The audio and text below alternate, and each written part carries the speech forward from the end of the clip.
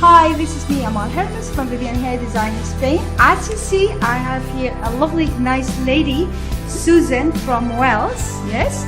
Susan, what can we do for you, please? I want my hair cut. I'm very fed up with it. It's gone out of a style and I'd like a short bob.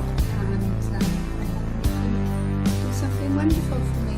Yes, thank you very much, Susan. We're gonna show you her hair. As you see, it's very long. They cut it for a little bit layered, and she's a little bit tired of this style. She can manage it because and she don't like the layer also here.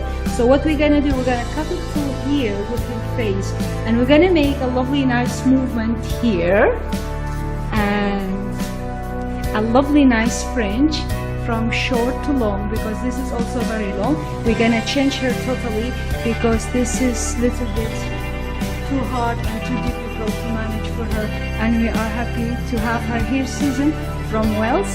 So Susan, we will see you later. Yeah, bye bye.